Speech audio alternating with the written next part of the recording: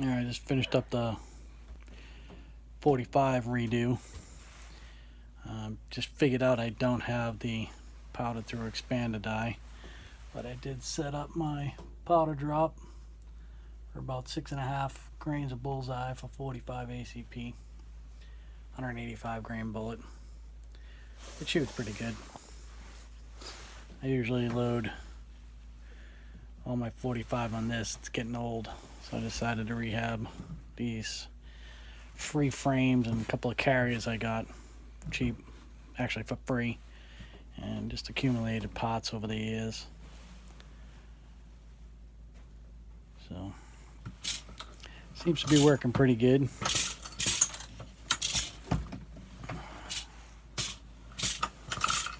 It's priming fine.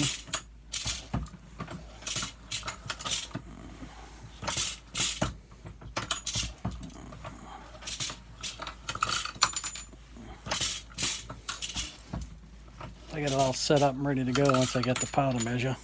I mean the powder through expander die.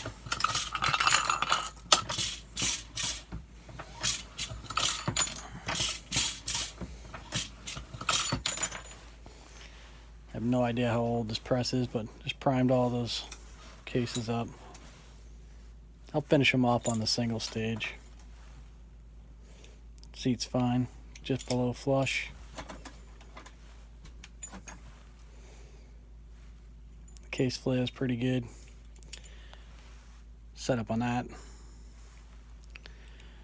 So once I get that powder measure, powder through expanding die, I don't know why I keep saying powder measure, I'll be able to crank out a bunch of these.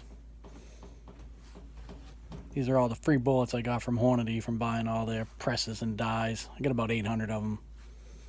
They shoot alright.